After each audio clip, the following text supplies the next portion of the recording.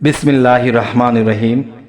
হে সমস্ত জগতবাসী, হে সমস্ত মুসল্লিগণ, পারহেজগারগণ, হে সমস্ত স্তরের লোকজন, আমি আপনাদের সামনে যে আলোচনাটি নিয়ে হাজির হলাম সেই আলোচনাটি খুবই গুরুত্বপূর্ণ। ইনশাল্লাহ যদি আমরা এই আলোচনাটি সকলে শুনি এবং এই মতে আমরা চলি, ইনশাল্লাহ আমরা কিছু কিছু বিপদ আছে, সেই বিপদ থেকে আমরা রক্ষা পেয়ে যাব।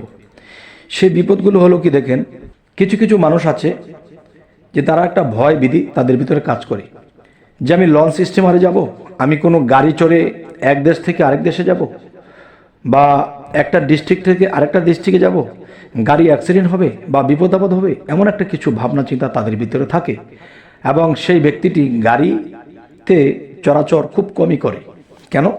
নাকি অ্যাক্সিডেন্ট হলো, নাকি অ্যাক্সিডেন্ট হয়ে মারা যাব, আল্লাহর তো কোনো কাজ করতে পারিনি, পৃথিবীতে পাপী হয়ে যদি মৃত্যুবরণ করতে হয় তাহলে তো উপায় নেই। তাই আমি শামীম আলী আপনাদের সামনে এই আলোচনা নিয়ে হাজির হলাম। আচ্ছা, সেই আলোচনাটি দেখুন, যে আলোচনার মূল যে আল্লাহর 99 নাম থেকে যেই নামটি, সেই নামটি আপনারা অবশ্যই খেয়াল করে শুনবেন। সেই নামটি হলো ইয়া নাফিউ। ইয়া নাফিউ এই নামটি যদি কেউ গাড়িতে চড়ার আগে 7 বার পাঠ করে এবং গাড়িতে বসে 7 বার পাঠ করে, ইনশাআল্লাহ সেই ব্যক্তি নিরাপদে তার গন্তব্যে পৌঁছাবে। এবং সে যে নাম জপনা করবে এবং ভিতরে ভিতরে যদি সর্বদা জিকির রেখে চলে, তখন কি হবে? তখন তার উছিলাতে যেই লোকগুলো গাড়িতে আছে তারাও নিরাপদে সেখানে পৌঁছাতে পারবে। ধরেন সেখানে পকেটমার ওঠে, সে গাড়ির মধ্যে বিভিন্ন সন্ত্রাস উঠে পড়ে বা বিভিন্ন অত্যাচারী লোক উঠে পড়ে, তখন তারা অত্যাচার করে। তখন কি হয়? যে একটা বিপদ ঘটে যায়। হয় টাকা পয়সা তারা ছিনতাই করে নিয়ে যায়, কাউকে ছুরির আঘাত করে বা কাউকে গুলি করে, কাউকে মেরে বসে, কাউকে ধাক্কা মেরে গাড়ি থেকে ফেলে দেয়।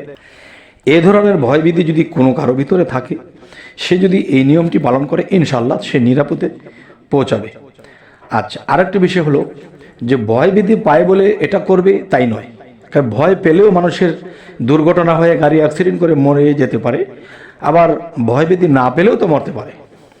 তাই আল্লাহর 99 নামের এই নামটি ইয়া নাফিউ, ইয়া নাফিউ এই নামটি 7 বার পাঠ করতে উঠবেই, আবার 7 বার পাঠ করবেই, কিন্তু তার মধ্যে সর্বদা যদি চলাকালীন সর্বদা এই নামটি চালিয়ে যায়, ইনশাল্লাহ তার সাথে মা বা বাবা, ভাই বোন, আত্মীয় স্বজন কিংবা গাড়ির মধ্যে যাত্রীগণ, তারা তার উছিলায় বেঁচে যাবে।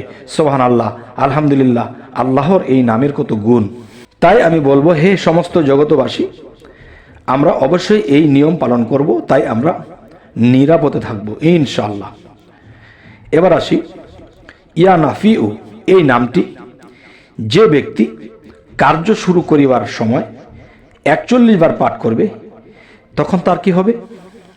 দেখা গেছে যে বাড়ি থেকে নিয়ত করে বের হয়েছে যে আমি এই কাজটি সফল করব, তখন তিনি নিয়ত করেছে, ঠিক আছে, কিন্তু নিয়ত অনুসারে তার সফল হবে কিনা, তার কি কোনো জায়গায় ভুল হবে কিনা, বা কেউ তাকে এই কাজে বাধা দেবে কিনা, বা এই কাজটি হলে কি তার ভালো হবে কিনা, তখন আল্লাহর ইয়া নাফিউ, ইয়া নাফিউ এই নামটি বাড়ি থেকে যখন বের হবে, তখন তিনি 41 বার জিকির করবে বা পাঠ করবে। এরপরে সে যখন হাঁটতে হাঁটতে বা গাড়িতে চড়ে বা যে কোনো অবস্থাতে সে কাজের স্থানে যাবে, যে তার কাজটা সাফল্য করার জন্য, তখন গাড়িতে চড়া অবস্থায় যখন সে সেই উদ্দেশ্যে পাঠ করতে থাকবে বা জিকিরে থাকবে, তখন আল্লাহ তাআলা এই নামের গুণে তাকে কি করবে, যে এই কাজটি যেন সফল সুন্দর মতো হয় সেটা আল্লাহ করে দেবে।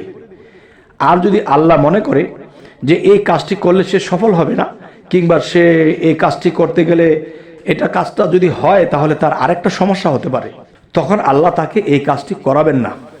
আর যদি আল্লাহ মনে করে যে সে আমাকে ইয়া নাফিউ নামের সঙ্গ বা এই নামের উছিলা করেছে, যদি আল্লাহ মনে করে এই কাজটি হবে, তাহলে আল্লাহ যে কোনোভাবেই হোক এটা করিয়ে দেবে।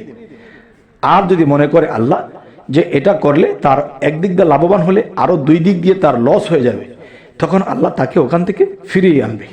তাহলে আল্লাহর 99 নামের যেই গুণ ক্ষমতা আল্লাহ দিয়ে রেখেছে, সেই নামের গুণ ক্ষমতাগুলো যদি আমি খেয়াল করি আমরা, এবং সেই মতে যদি আমরা চলার চেষ্টা করি, ইনশাআল্লাহ আমরা এই পৃথিবীতে এবং ইহকাল পরকাল দুটি জায়গায় আমরা জয়লাভ করব ইনশাআল্লাহ। এবং আরও একটি বিষয় হলো যে আমাদের মা বোন স্ত্রী যারা আছে তারা কিন্তু এই পাক শাক করতে গেলে চুলার কিনারে আগুন আছে, এই আগুন দিয়ে যখন পাক করতে যাবে তখন অনেক সময় কাপড়ের আঁচলে আগুন লেগে যায়, কিংবা কেউ শত্রামি করে পিছন দিয়ে লাগিয়ে দিতে পারে। আবার দেখা যায় সেই ব্যক্তিটা এমনও হতে পারে যে এমন একটা ভাবে কাজ করতে চলছে, তখন চুলা থেকে আগুন তার শরীরে লেগে গেছে, এরকম হতে পারে। তাহলে সেই আগুন থেকে বাঁচার জন্যে আমাদের কি করতে হবে, যে ইয়া নাফিউ এই নামটি কমপক্ষে 41 বার পাঠ করব। পাঠ করার পরে আমরা পাক শাক করতে শুরু করে দেবো ইনশাআল্লাহ। যে আল্লাহর রহমত আমাদের এরকম দুর্ঘটনা কখনোই ঘটবে না। এরপরে যদি কেউ সাগরে যায়, বা ট্রলার পার হবে, বা লঞ্চ পার হবে, বা প্লেনে করে সে এক রাষ্ট্র থেকে আরেক রাষ্ট্রে যাবে, তখন কি হবে, যে ওই ব্যক্তিটিকে আল্লাহ এই নামের গুণে খুব সুন্দর মতো পৌঁছে দেবে। তার কখনো আগুনে, পানিতে, গাড়িতে, স্টিমারে, প্লেনে তার মৃত্যু হবে না ইনশাআল্লাহ। এরপরে দেখা যায় কি,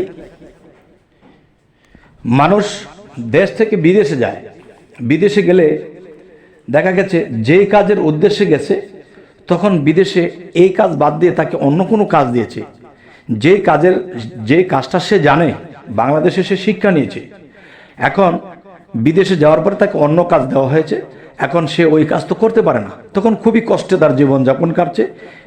বাংলাদেশেও কাউকে বলতেও পারছে না, আবার সেখানে সে দেখা যায় সেই কাজ করতেও পারছে না। তো এখন কি করবি?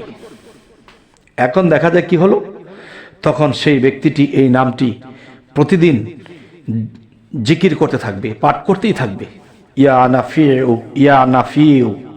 এই নামটি যখন অন্তরে জিকির করতে করতে করতে করতে ইনশাআল্লাহ আল্লাহর রহমত এই নামের গুণে তাকে সে যেই কাজটি জানে, যেই কাজটি তার জন্য কষ্টদায়ক নয়, সেই কাজের ব্যবস্থা হয়ে যাবে ইনশাআল্লাহ।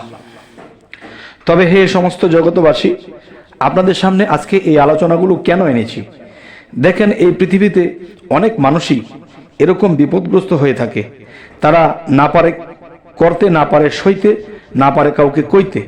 তাই বলবো, আল্লাহর 99 নামের ইয়া নাফি ওই নামটি সর্বদা যদি জিকির করা হয়, সর্বদা যদি এই নিয়মগুলো পালন করা হয়, ইনশাআল্লাহ আল্লাহর রহমত তার সফল হবেই। তবে আজ আপনাদের সামনে যে আলোচনাটি নিয়ে এসেছি, এই কথাগুলো আল্লাহর নামের উপরে ছাড়া হলো। আপনাদের কেমন লাগলো তাও জানাবেন, এবং আমাদের এরকম আলোচনা পেতে অবশ্যই সাবস্ক্রাইব করে রাখবেন, পরবর্তীতে যেন আপনাদের কাছে আরও ভালো ভালো আলোচনা পৌঁছে দিতে পারি। তো সকলেই ভালো থাকবেন। আল্লাহ হাফিজ।